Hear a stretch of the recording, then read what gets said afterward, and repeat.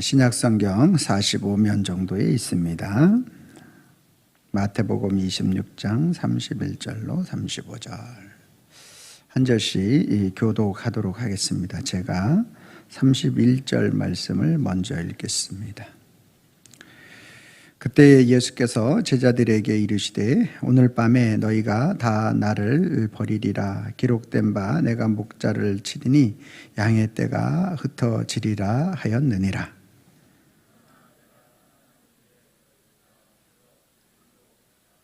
베드로가 대답하여 이르되 모두 주를 버릴지라도 나는 결코 버리지 않겠나이다.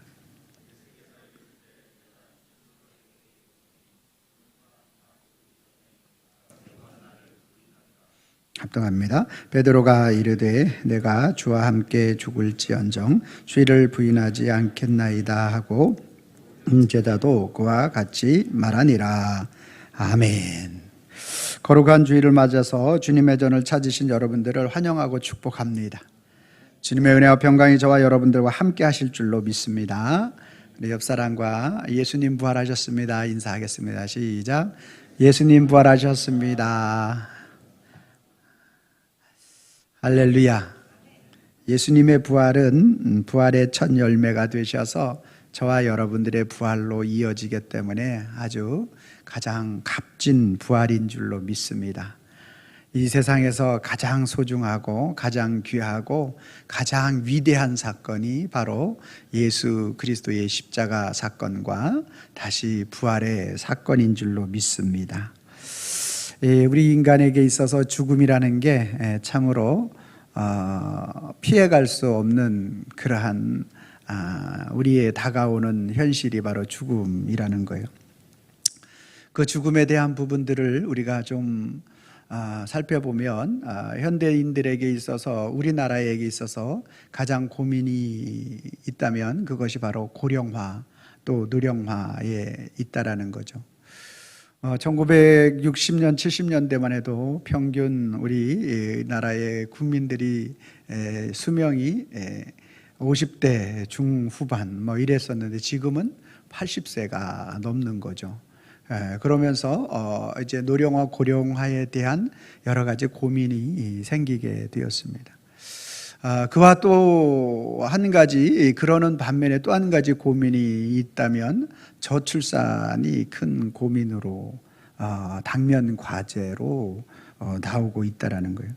0.6명 두 부부가 우리 두 사람이 결혼하잖아요. 두 사람이 결혼하면 두 사람을 낳아야 이제 본전인데 그래야지 인구수의 그 줄어들음이 없는데 한 사람도 아니고 그것도 0.6명 0.5명까지 떨어진다고 그래요. 이거 참 심각한 그러한 일이 아닐 수가 없는 거죠. 또한 그러한 문제, 고령화에 대한 문제에 대한 그러한 일들과 또한 저출산에 대한 문제에 대한 것들을 우리 모두가 다 생각을 하고 고민을 해야 되겠지만 또 그러한 부분들에 있어서 더 정확하게 알고 그것에 대해서 고민하는 사람들에 대한 부분들을 우리가 살펴보면 참 그것에 대해서 고민을 그 당사자들 말고 그렇게 크게 하지 않는 모습을 볼 수가 있습니다. 어저께 권사회가 있어서 제가 이제 같이 잠깐 식사하고 이렇게 대화를 나누는 시간들이 있었는데 그런 이야기를 하는 것을 이제 함께 이야기하는 것을 들었어요.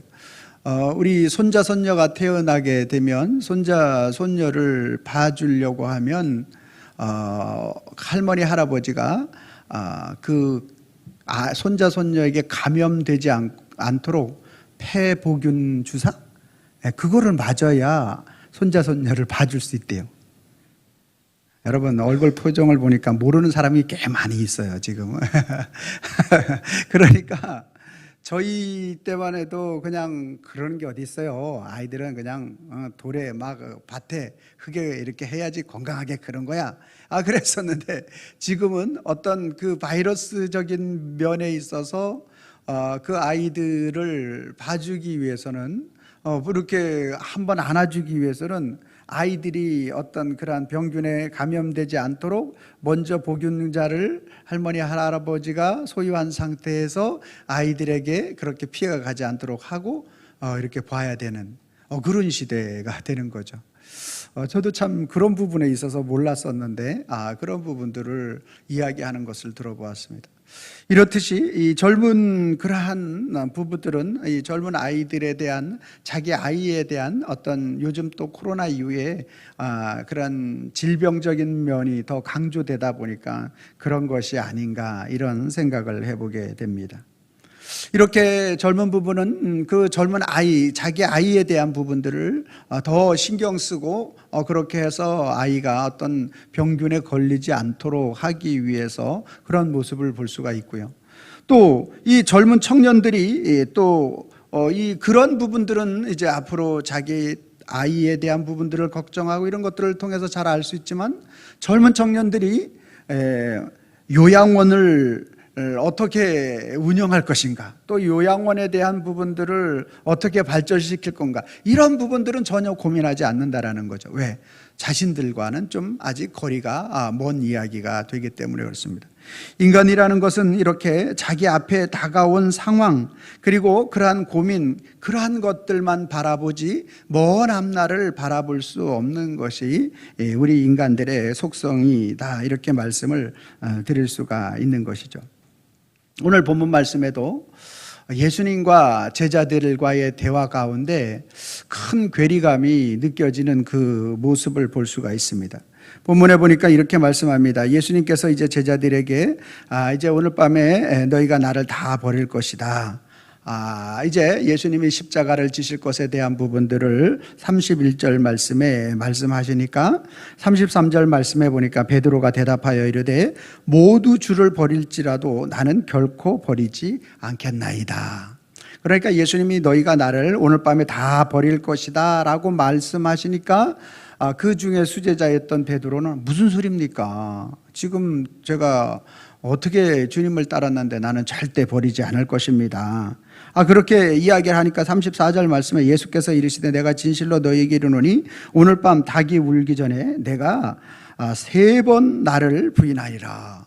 3번을 이제 예수님을 부인한다라고 그렇게 이야기를 하는 거예요. 그러니까 베드로가 더욱더 35절 말씀에 베드로가 이르되 내가 주와 함께 죽을지언정, 내가 목숨을 걸고라는 거죠. 내가 주와 함께 죽을지언정 주를 부인하지 않겠나이다. 제자들이 베드로가 그렇게 이야기를 하는 거예요. 그렇게 얘기를 하니까 그 얘기를 옆에서 듣던 다른 제자들은 어떨까요? 기분이 좋아요, 나빠요? 자기만 주를 위하여 그래? 우리도 그럴 거예요. 그래서 옆에서 모든 제자도 그와 같이 말하니라 이렇게 말씀하고 있는 거예요. 그러니까 지금 예수님이 십자가를 지시는 그러한 상황 속에서 지금 우리가 3년 동안 훈련 받았고 예수님이 십자가를 지실 때 절대 우리는 부인하지 않을 겁니다. 끝까지 따라갈 겁니다. 그러니까 아니다, 너희가 나를 부인할 것이다, 이렇게 이야기해서 2번, 3번 계속적으로 반복해서 이야기하고 있는 모습을 볼 수가 있는 것이죠. 그런데 오늘 본문 가운데 32절의 내용이 조금 뜬금없는 이야기가 중간에 끼어 있는 것을 볼 수 있어요. 32절 말씀 한번 같이 읽어볼까요? 32절입니다. 시작. 그러나 아멘. 지금 대화의 중심 주제가 예수님이 십자가를 지시고, 그리고 다시 예수님이 십자가를 지시고 부활할 때 너희가 다 나를 부인하고 버릴 것이다, 나를 배신할 것이다, 이게 지금 대화의 핵심 내용이에요. 그러니까 아닙니다, 우리는 절대 안 버립니다. 베드로가 내가 죽을지언정 목숨을 걸고 절대 주님을 버리지 않을 것입니다.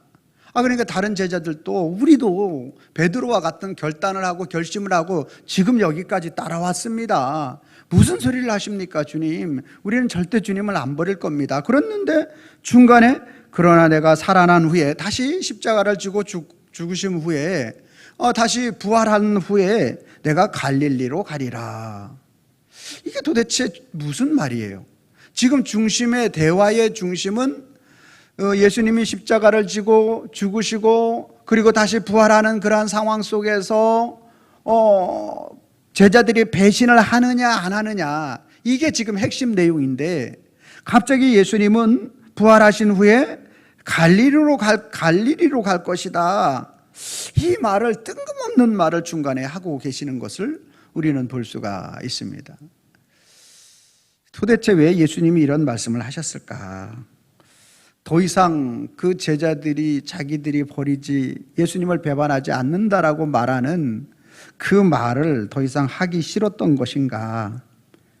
지금 상황에 전혀 안 맞는 그러한 내용, 예수님은 너희가 나를 배신할 것이다 라고 이야기하고, 그리고 제자들은 배신 안 할 거라고 이야기하는데, 나는 부활한 다음에 갈릴리로 갈 거야.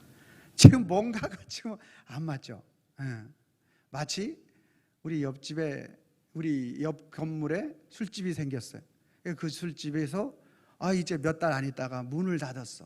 그래가지고 법정에 다툼이 생겼는데, 이 술집 주인은 교회에서 우리 망하라고 기도해가지고 이제 우리가 망했다 그러고, 우리 교회 성도들은 아니라고, 기도한다고 망하냐고 그렇게 말을 하고 법정에 가가지고 이제 다툼이 벌어지면 판사는 술집 주인이 믿으면 좋지만 마치 뭐 이렇게 뭔가 좀 맞지 않는, 뭔가 좀 대화의 내용이 좀 법리적 해석을 할 수 없는, 아니 제자들은 예수님을 안 버릴 거라고 얘기하고 예수님은 너희가 버릴 거라고 얘기하고 그러는데 내가 부활한 다음에 갈릴리로 갈 거야. 이해가 되십니까 여러분? 이해가 잘 안 되는 그러한 내용이 되는 것이죠. 하나님께서 우리 아담을, 인간을 처음 창조하셨을 때는 죽음이 없었다라는 거죠. 다른 동물이나 식물과 달리 우리 인간은 지음을 받았어요.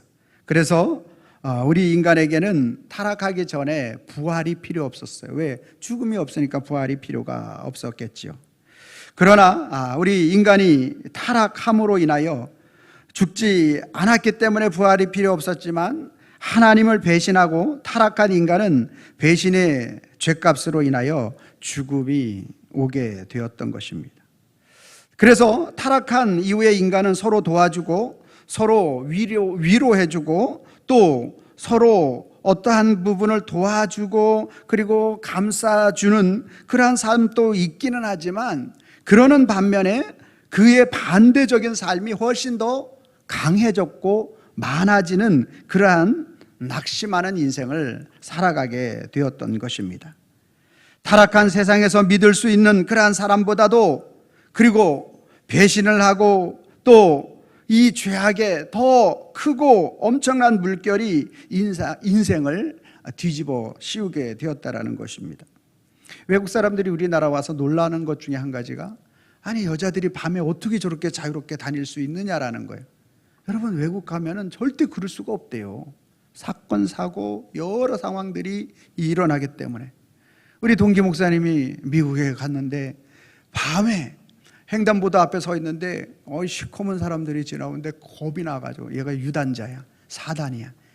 그래가지고 막 그 신호등 앞에서 자기 유단자라는 보여주는 거, 앞발차기 막 하는 거 막 보여주면서 막 그러고 있었는데, 신호가 안 바뀌는 거예요. 신호가 바뀌어야 되는데. 그래가지고 막 조금 두려운 마음도 있고, 야 나를 해하면 어떡하냐, 그런 마음을 가지고 있는데, 헤이 버튼을 눌러야지 바뀐다 그래가지고, 그래서 건너갔다고 그런 얘기를 하더라고요. 이렇죠. 정장 아주 건강한 남자도 두려움에 쌓이게 되고, 여러분 TV 뉴스에 봤잖아요. 부산에서 멀쩡한 그러한 이 청년을 자기가 돌레차기로 해가지고 그 나쁜 짓은 다 해놓고 경찰에 들어가서 뭐라 그래요? 예? 자기가 죄를 잘복하고 또 그 잘못했다고 하고 말하기보다도 사회에 나오면 그 사람을 뭐 한다고? 보복할 거라고.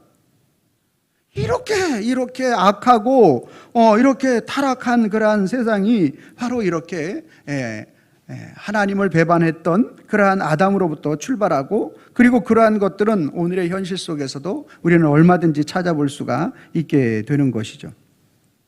예수님은 제자들에게 그날 밤에 예수님이 잡히실 때 모두가 예수님을 버릴 것이고 배반하고 도망할 것이라고 그렇게 그들에게 말씀하십니다. 그때 제자들은 우리가 죽을지언정 예수님을 버리지 않겠다라고 그렇게 강력하게 말을 할 때 아니라고, 3번 나를 부인할 것이라고 이야기하고, 예수님의 그 말씀은 정확하게 베드로에게 닭이 울기 전에 3번 예수님을 부인하는 일이 일어나게 되죠. 그리고 다른 제자들도 다 예수님이 십자가를 지실 때 다 멀리 도망하게 되는 것이죠. 예수님은 그 모든 것들을 다 앞날을 알고 계셨던 것입니다. 예수님은 제자들의 배반할 것을 알고 계셨던 것이죠. 예수님이 십자가 지시는 그 사건 속에서 채찍에 맞으시고 갈고리에 찢기시고 십자가의 순환이 얼마나 고통스러운 것인지를, 예수님이 그렇게 당하시는 모든 고난을 아주 멀찌감이, 아니면 소문을 통하여 들을 수밖에 없었던 그 제자들이 그 예수님을 버린다라는 사실을, 예수님을 배신한다라는 사실에 대한 부분들을 예수님은 알고 계신 거죠. 우리 인생은, 젊은이는 젊은이의 그 아이들을 어떻게 패배군이 우리 할머니 할아버지로부터 들어가지 않을 것에 대한 부분들을, 자기의 앞날고 조그만 부분은 알 수 있지만 요양원을 어떻게 운영해야 되는지를 알 수 없고, 마찬가지로 이 제자들이 지금 심정을 가지고는 절대로 주님을 버리지 않을 것이라고 호언장담했지만 예수님은 그들의 그 앞날을 내다보고 계셨던 분이신 거예요. 그래서 예수님이 그 앞날을 내다보시는 그 예수님이 그들이 부인할 것과 예수님을 배반할 것에 대해서 정확하게 알고 계셨기 때문에 너희가 나를 배반할 것이다 라고 말씀하셨던 것이고, 그리고 배반한 그들이 이제 대부분이 어부였기 때문에 갈릴리로 돌아가서 갈릴리에서 그들의 삶의 터전에서 그들의 삶을 영위하실 것을 예수님은 알고 계셨기 때문에 32절 말씀에 전혀 터무니없는 말씀을 하셨던 것이 아니라, 내가 너희들이 배반할 것을 알고 있었고, 그리고 너희들이 다시 갈릴리로 가서 너희들의 생업으로 종사할 것에 대해서 알고 있기 때문에 예수님은 미리 가서 그들을 만나기 위해서 부활하신 예수님께서 예루살렘에서 갈릴리로 올라가실 것에 대해서 그들에게 말씀하셨던 것입니다. 예수님은 알고 계셨고, 그들의 앞날을 알고 계셨고, 그리고 그들이 어떻게 행하여야 할 것을 예수님은 다 알고 계시기 때문에 전혀 터무니없는 말을 하시는 것이 아니라 가장 정확한 말씀을 예수님께서 하셨던 것입니다. 우리 예수님은 전능하신 하나님이시기 때문에 모든 인생이 이렇게 주님을 배반하고, 그리고 그 죄의 문제로 인하여 하나님 앞에 멀어져가는 그러한 인생에 대한 부분들을 정확하게 아시는 분이 예수 그리스도이십니다.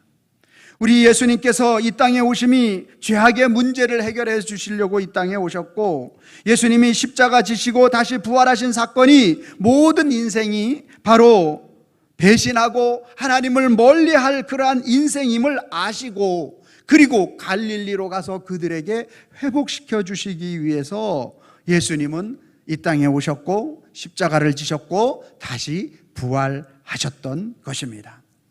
우리 인생이 그렇게 한 번만 주님을 부인하고 저항하면 좋은데, 우리 인생이 살아가면서 끊임없이 그 주님을 저항하고 그 주님을 모른다고 하고 그 주님을 멀리하는 그러한 인생을 살아갈 것에 대해서 우리 주님은 다 알고 계시는 것입니다.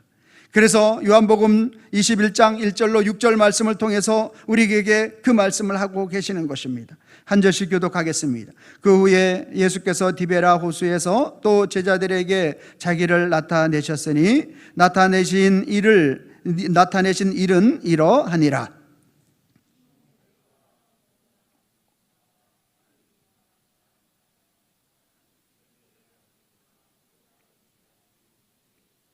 시몬 베드로가 나는 물고기 잡으러 가노라 하니 그들이 우리도 함께 가겠다 하고 나가서 배에 올랐으나 그날 밤에 아무것도 잡지 못하였더니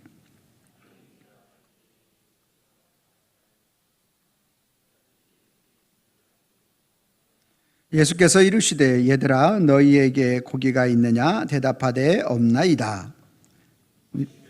그물을 내 편에 던지라 그리하면 잡으리라 하시니 이에 던졌더니 물고기가 많아 그물을 들 수 없더라. 아멘. 예수님은 알고 계셨던 거예요. 제자들이 예수님을 배신할 것을 알으셨고 고향으로 돌아갈 것을 알으셨고 철저하게 부활하신 예수님이 다시 찾아간다 하더라도 자신들이 행했던 그러한 예수님을 모른다고 부인했던 그러한 모습 때문에 낙심하고 좌절할 것, 또 얼마나 여러분 그렇지 않습니까? 3년 정도 교육받고 3년 정도 동고동락했으면 믿어주고 따르고 진짜 죽을지언정 그렇게 이야기했던 대로 해야 되는데 그러지 못한 우리 자신을 제자들이 발견하게 되면 얼마나 낙심되고 이제 더 이상 주님을 만난다고 해도 면목이 없어서 낯을 들지 못할 제자들의 모습 아니겠습니까? 그러한 제자들 끊임없이 예수님을 모른다고 우리가 절대로 우리 주님을 부인하지 않겠다고 얼마나 호언장담하고 그렇게 했었는데 결과적인 것을 놓고 보면 주님을 모른다고 했고 그리고 예루살렘도 지키지 못했고 고향에 들어와서 여전히 내 생업에 먹고 사는 일에 있어서 최선을 다하려고 하고 있는 제자들의 모습.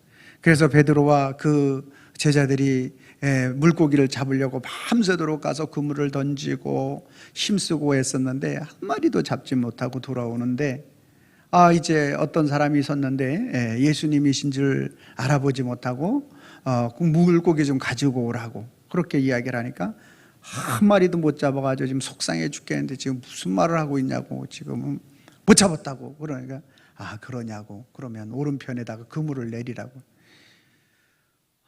진짜 이거 내렸다가 또 헛수고 아닌가 하는 생각도 들지만 아무튼 믿져봐야 본전이니까 하는 심정으로 그물을 내렸는데 뭐라고 성경이 표현하고 있습니까? 물고기가 많아 그물을 들 수 없더라. 물고기가 많아 그물을 들 수 없을 정도로 너무너무나 많은 물고기를 잡을 수 있도록 하신 거예요. 예수님은 배신한 제자들이 갈릴리 해변에 가서 이런 상황이 딱 직면하면 사람을 어떻게 하죠?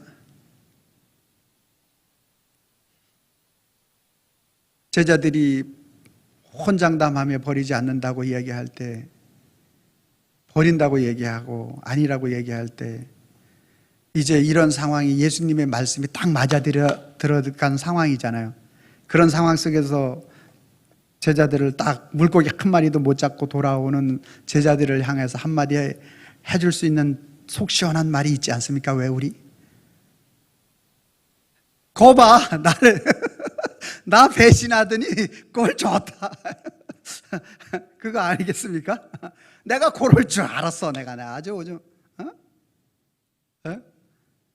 지금 제자들을 만난 예수님 정말 예수님 십자가 질 때 다 모른다고 부인하고 도망가고 그리고 고향으로 내려가고 3년 동안 기껏 가르쳐 놨더니만 그랬던 제자들을 만나가지고 고향 가서 수고해봐도 결실 하나도 못 맺는 그러한 그들을 바라보면서 야 임마 내가 그러니까 내가 그때 그런 말 한 거야.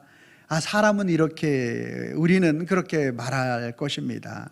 그렇게 말은 안 해도 우리의 속으로 그런 생각이 들어갈 것이 우리 인간이죠. 그런데 예수님은 그런 그들을 저주하거나 책망하지 않고 그들을 애타게 기다렸다가 그리고 오른쪽에 그물을 내리게 하시고 또 그 많은 물고기를 잡을 수 있도록 그들의 인생을 축복하셨던 것입니다. 사랑하는 성도 여러분, 예수님의 부활이 오늘 저와 여러분들에게 어떻게 다가와야 하는 것인가 라는 사실입니다. 오늘 우리는 예수 그리스도를 믿고 부활의 예수님을 만나게 되면 나의 삶에 아무런 근심이나 걱정이나 염려가 없을 것이다 라고 생각을 하는데 결코 그렇지 않다라는 거죠. 우리 삶 속에서 부활하신 예수님을 만나도 여전히 우리의 삶은 부활하신 예수님을 만난 이후에 이 친구들이 가서 고기 그물을 내렸잖아요. 그러한 것과 마찬가지로 우리의 삶은 모든 것이 세상 사람들이 말하는 형통으로 그렇게 비춰주지는 않는다라는 것이죠. 요한복음 16장 33절 말씀에 이것을 너희에게 이르는 것은 너희로 내가 내 안에서 평안을 누리게 하려 함이라. 세상에서는 너희가 환난을 당하나 담대하라. 내가 세상을 이겼노라. 오늘 우리가 부활하신 예수님을 만나도 세상 속에서는 세상에서 너희가 환난을 당하나 라고 말씀하고 있는 것입니다. 오늘 우리 속에 환난이 있다 없다 있다라는 사실을 가르쳐 주는 거죠. 그러나 부활하신 예수님께서 오늘 저와 여러분들을 만나 주시는 것은 우리의 삶 속에서 그러한 세상에서 환난을 당하나 담대하라. 내가 세상을 이겼노라. 너희가 세상의 환난을 이길 수 있는 유일한 방법, 힘이 있다라면 바로 예수 그리스도, 세상을 이기신 예수 그리스도로 너희가 세상을 이길 수 있다라고 말씀하고 있는 것입니다.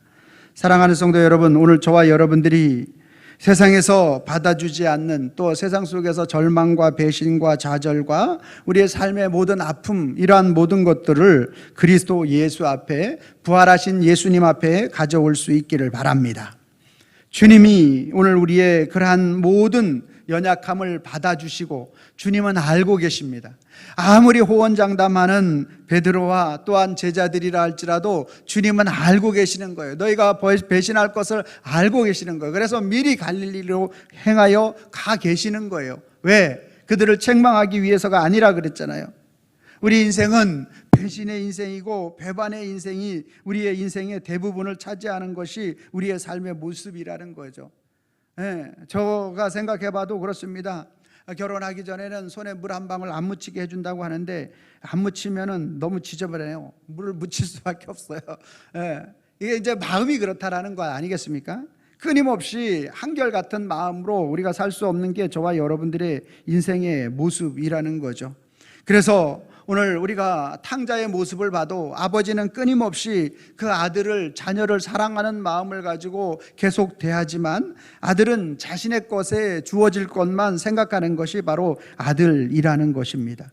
그래서 모든 인생은 바로 이와 같이 배신하고 그의 죄의, 배신에 대한 죄의 대가로 인하여 죽음이라는 형벌이 다가오게 되고 그 죽음의 형벌로 인하여 영원한 지옥 형벌을 받게 될 인생이 바로 저와 여러분들의 인생이었다라는 것입니다. 하나님 아버지는 바로 이러한 인생을 불쌍히 여기셔서 예수 그리스도를 이 땅에 보내주셨고 저와 여러분들이 받아야 할 모든 형벌을 예수 그리스도 몸에 짊어지게 하셨고 그리고 독생하신 예수 그리스도께서 그 죄값을 다 치르심으로 인하여 그리고 부활하심으로 인하여 우리가 영원한 하나님의 나라 천국을 바라보게 된 줄로 믿으시기를 바랍니다. 우리는 끊임없이 주님을 배신하고 또 하나님을 모른다고 그리고 우리는 우리의 고향인 갈릴리로 그렇게 가기를 원하지만 주님은 배신하여 죄책감에 빠져 있는 그러한 제자들을 찾아가서 회복시켜 주시길 원했고 그들이 그 마음적으로만 회복시켜 주시는 것이 아니라 그물이 찢어질 정도로 많은 물고기를 잡을 수 있도록 주님은 육적으로도 그들에게 채워주셨고 그들은 끊임없이 계속적으로 그 마음속에 영적으로 배반한 그 괴로움 속에 살아가는 그들에게 다시 주님께서 그들에게 찾아가셔서 그들이 일어설 수 있도록 하나님의 놀라운 능력으로 그에게 은혜를 베풀어 주셔서 그들로 하여금 제자의 삶을 걸어갈 수 있도록 인도하여 주시는 분이 부활하신 예수 그리스도라는 사실을 믿으시기를 바랍니다. 예수님의 부활의 능력과 사역은 무한하다라는 사실을 우리는 잊어서는 안 됩니다. 우리는 제자들과 비슷하게 우리의 삶에 배신이 있다라는 거죠. 우리의 삶이 하나님 앞에 오직 주의 뜻을 따르고 순종하기보다는 내 생각과 내 삶에 젖어 있을 때가 참 많이 있지 않습니까? 그러나 꼭 기억하기를 바랍니다. 제자들을 비롯하여 우리 모두가 주님을 배신하는 그 배신보다 예수 그리스도의 부활의 능력이 훨씬 크고 탁월한 줄로 믿으시길 바랍니다. 그러니까 어느 것이 더 크냐라는 거예요. 어느 것이 능력이 더 많느냐라는 거예요. 우리 인간의 연약함과 배신과 부족과 죄와 이러한 것들보다 꺾기 표시가 예수님의 부활의 능력은 이러한 모든 것들을 다 덮고도 남는다라는 거예요. 믿으시길 바랍니다. 여러분의 마음속에 와닿길 바랍니다. 우리가 아무리 배신을 한다 할지라도 주님의 능력이, 부활의 능력이, 그 살아계신 능력이 우리를 덮으시는 거예요. 우리가 아무리 연약한 우리들의 모든 죄악이 있다, 인생의 모든 죄악보다도 예수님의 부활은 그 죄를 덮고도 남음이 있는 줄로 믿으시길 바랍니다. 여러분들의 마음속에 수백 번, 수만 번의 죄악을 짓는다 할지라도 예수 그리스도의 부활의 능력은 그것을 희게 하고도, 더 희게 하고도 남음이 있는 줄로 믿으시길 바랍니다. 아멘이 없는 거 보니 못 믿으시는데 제 말인 줄 알고 안 믿으시는 것 같은데, 이사야 1장 18절 말씀 같이 있습니다. 시작. 여호와의 오라, 우리가 서로 변론하자. 너희 죄가 주홍 같을지라도 눈과 같이 희어질 것이요 진홍같이 붉을지라도 양털같이 희게 되리라. 제 말입니까? 여호와의 말씀입니까? 여호와의 말씀입니다. 우리는 한두 번 배신하고 또 우리는 한두 번 좌절하는 그러한 마음이 우리들의 마음속에 들어오고, 그러면 참 우리의 마음이 너무나 괴롭고 힘듭니다. 그러나 예수 그리스도의 부활은 그 모든 배신을 다 덮고 그 모든 죄를 다 덮으시고, 그 수백 번 수만 번의 우리의 인생에 태어날 때부터 오늘 마지막 주님의 부르심을 받을 때까지의 모든 것들을 다 우리의 죄가 주홍같이 그렇게 붉다 할지라도, 진홍같이 붉다 할지라도 눈과 같이 양털과 같이 희게 하시는 능력이 예수 그리스도의 부활 속에 나타나는 줄로 믿으시기를 바랍니다. 이것이 갈릴리로 먼저 가신 예수님, 그 주님의 참 마음이셨던 겁니다. 예수님은 제자들을 알고 계셨어요. 그리고 미리 예비하시고, 그리고 그들을 도와주시길 원하셔서 예수님이 그곳에 먼저 가셨던 것입니다. 예수님은 갈릴리로 가셔야 한, 내가 간다라는 그 말을 도저히 제자들은 이해할 수가 없었고, 동문서답하는 것 같았고, 더 이상 대화를 나누기 싫어서 회피하는 말씀과 같은 그런 말이었는데, 예수님께서 갈릴리로 가신 그 이유는 제자들이 예수님을 부인하고 버리실 것이고, 그리고 그 갈릴리로 가서 자기 생업을 하나 여전히 그곳에서도 물고기를 한 마리도 잡지 못하는 실패를 맛볼 것을 알고 계셨고, 또 이 부활하신 예수님을 만나긴 했지만 부활하신 예수님을 자기 자신들이 버린 죄책감에 의해서 철저하게 쓰러져 넘어져 버릴 수밖에 없는 그들의 모든 것들을 알고 계셨고, 그래서 미리 가서 그것을 준비하셨고, 그들을 물고기를 많이, 그 물이 찢어질 정도로 잡히시는 그 놀라운 능력을 그들에게 보여주시면서 다시 한번 그들이 제자들로서 회복하기를 주님께서 세워주시기 위하여 그렇게 갈릴리로 먼저 가셨던 것입니다. 사랑하는 성도 여러분, 오늘 성도에게 부활의 의미가 무엇이 되어져야 하겠는가 라는 사실을 우리는 이 시간 생각해 보아야 합니다. 성도의 정체성이 무엇인가를 우리는 먼저 알아야 합니다. 성도를 향한 예수 그리스도의 은혜가 끊임없고 부활하신 예수님의 은혜가 멈추지 않는 것이 바로 예수님이 우리를 향한 마음이지만, 저와 여러분들의 정체성은 끊임없이 에덴 동산에서 아담과 하와가 하나님을 배신하였던 그 배신이 우리의 정체성이고, 제자들이 예루살렘에서 예수님을 버리고 갈릴리로 갔던 그것이, 그 배신이 제자들의 정체성이고, 아담의 정체성이 배신이었고 제자들의 정체성이 배신이었고, 오늘을 사는 저와 여러분들의 신앙생활의 정체성을 주의 깊게 살펴보면 여전히 오늘 아담과 비슷하고 제자들과 동일하고 그렇게 하나님보다 우리 예수 그리스도보다 오늘 더 우선시해야 되는 모든 것들을 제하여야 하는데 그러지 못하고 살아가는 것이 성도의 정체성으로 나타나는 우리들의 모습이 아니겠습니까? 그러면 우리는 이제 좌절하고 낙심하고 우리는 이제 쓸모없는 인간이고 우리는 하나님 앞에 면목이 없는 인간으로서 우리 스스로가 우리 자신을 그렇게 고백할 수밖에 없는 것이 우리들의 모습이죠. 찬송가 290장에 보면 우리는 주님을 늘 배반하나 라고 그렇게 고백하고 있습니다. 가사의 내용을 보면 우리는 주님을 늘 배반하나 내 주 예수 여전히 날 부르사 그 참되신 사랑을 베푸시나니 내 형제여 주님을 곧 따르라.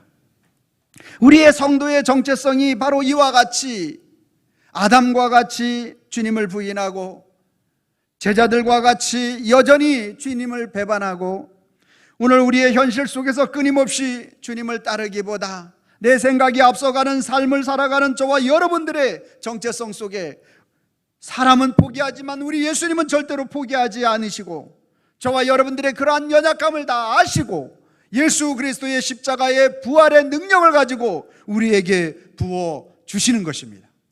우리의 연약함을 알고 계시고 그 연약함을 예비하여 주시고 그 연약함을 도와주시기 위하여 예수 그리스도께서는 오늘도 부활하신 주님은 저와 여러분들에게 한 번 만나 주시길 원하는 것이 아니라 계속적으로 오늘 우리가 실패가 있을 때마다 배신이 있을 때마다 오늘 우리가 여전히 주님을 모른다고 할 때마다 근처에 있는 많은 사람들을 통해서 우리 주위에서 계속 찾아오셔서 주님은 갈릴리로 먼저 가셔서 그곳에서 앞서 가셔서 우리를 만나주시고 그 부활의 영광을 계속 보여주시는 거예요. 물고기를 많이 잡음으로 보여주시고 탕자가 돌아올 때 아버지가 반겨주지 않을 것이라고 생각했는데 손에 가락지를 끼우고 그리고 잔치를 베풀면서 받아주시는 그 아버지, 그분이 부활하신 예수님 아니시겠습니까? 저와 여러분들의 삶의 모든 영역 가운데서 우리 부활하신 주님은 우리 인생의 모든 실패, 모든 낙심, 그래서 예수님이 소망인 거예요. 모든 것이 안 되고 모든 것들이 오늘 좌절되어 있는 상태, 모든 것이 소망이 없는 상태, 모든 것이 생명이 죽어 있는 상태, 그때 부활하신 주님이 오늘 우리에게 찾아오셔서 그 부활의 능력을 부어주시는 거예요. 부활은 생명입니다. 예수님의 부활은 생명입니다. 저와 여러분들의 생명이 되시는 부활인 줄로 믿으시길 바랍니다.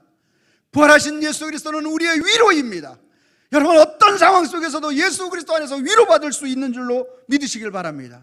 부활하신 예수 그리스도, 그분은 회복입니다. 저와 여러분들이 모든 인생에 회복되지 않을, 그리스도의 부활 안에서 회복되어지지 않을 것은 하나도 없는 줄로 믿으시길 바랍니다. 육신의 연약함도 회복되어질 것이고 우리의 가정의 연약함도 회복되어질 것이고 자녀의 연약함도 회복되어질 것입니다. 부활하신 주님을 우리가 고백할 수 있기를 바랍니다. 부활하신 주님은 소생인 줄로 믿으시길 바랍니다.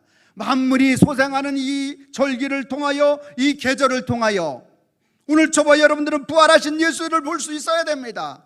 세상에 파릇파릇 피어나는 모든 생기 있는 이파리를 통하여 예수님의 부활하심이 오늘 저와 여러분들의 인생을 그렇게 파랗게 꽃피운다라는 사실을 믿으시길 바랍니다.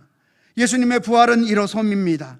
오늘 저와 여러분들 속에서 끊임없이 우리는 배반과 배신과 연약함과 죄악과 모든 것들을 다 가지고 있는 게 우리 인생이지만 우리 주님은 그 모든 것들을 포기하지 않으시고 저와 여러분들을 강력한 능력의 오른손으로 붙잡아 주셔서 그 부활의 능력으로 생명을 부어주시고 위로하여 주시고 회복시켜 주시고 소성시켜 주시고 우리를 일으켜 세우시는 줄로 믿으시기를 바랍니다. 그래서 우리가 예수님의 부활이 이렇게 우리에게 임할 때 어떤 인생도 좌절하거나 낙심하지 않고 다시 회복될 수 있는 줄로 믿으시기를 바랍니다. 우리는 고백해야 합니다. 뭐라고 고백해야 합니까? 부활의 예수님을 모르면, 부활이 뭐라고요? 생명, 위로, 회복, 소성, 일어섬. 부활이 그렇게 우리에게 나타난 거예요. 그 생명이신, 위로가 되시는, 회복이 되시는, 소생케 하시는 그 예수님을 모르면 자신의 고난과 실패가 우리 인생의 독이 되어 자신을 죽이는 그러한 삶을 살아가는 거예요. 그러나 부활의 예수, 생명이시고 위로가 되시고 회복자가 되시고 소생케 하시고 일어서게 되시는 그 주체가 되시는 부활의 예수님을 알면, 고백하게 되면 고난과 실패로 우리가 좌절하거나 낙심하는 인생이 아니라 고난과 실패로 부활의 예수를 보게 하여, 고난과 실패가 누구를? 부활의 예수를 보게 하는 우리에게 있어서 하나의 길을 만드는 것이 되고, 보게 하여 그 주님을 봄으로 말미암아 저와 여러분들이 승리 인생을 살게 되는 줄로 믿습니다. 제가 빨간 글씨를 읽고 여러분들이 파란 글씨를 읽어주시면 되겠습니다. 부활의 예수를 모르면, 부활의 예수를 알면, 아멘입니까? 여러분들이 빨간 글씨 읽어주시기 바랍니다. 시작.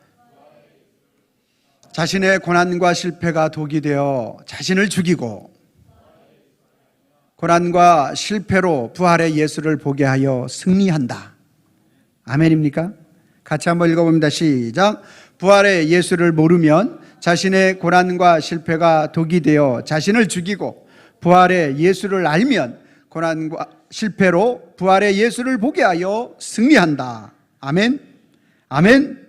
아멘. 오늘 이 부활의 의미가 우리에게 이와 같이 나타나므로 우리의 삶의 모든 영역 가운데서 생명의 주인 되신 그리스도로 충만한 삶을 누리는 저와 여러분들 되기를 바랍니다. 주님 감사합니다. 거룩한 부활주의를 맞아서 생명의 주인 되신 그리스도를 알게 하시고 보게 하시고 믿게 하여 주심을 감사를 드립니다. 주님, 우리는 제자들과 같이 내 신념적인 것을 가지고 절대로 버리지 않는다고 말하지만 우리 주님은 전능하심을 통하여 다 알고 계셨고 그들의 낙심도 하셨고 좌절도 하셨고 그들이 삶으로 돌아가나 여전히 한 마리도 잡지 못한 실패까지도 다 하셨습니다. 그리고 그들을 책망하기보다 그들을 위로하여 주셨고 그들이 다시 한번 그리스도 예수의 제자들이 되어줄 수 있도록 그들의 삶의 모든 영역 가운데서 아시고 예비하시고 준비하시고 도와주셔서 결국 주 예수 그리스도가 생명이고 위로이고 회복이고 소성임을 정확하게 가르쳐 주심으로 또한 그 제자들이 이제 모든 사역들을 감당할 수 있도록 인도하셨습니다. 저희들 또한 이 부활의 아침에 우리의 생명 되신 주님을 고백하게 하시고 우리의 삶의 모든 영역에서 앞서가시는 주님을 고백하게 하시고 우리의 삶의 모든 영역에서 참된 주인이 예수 그리스도라는 사실을 고백하는 우리 모든 성도들이 될 수 있도록 주님 축복하여 주시고 인도하여 주시옵소서. 예수님의 이름으로 기도하옵나이다.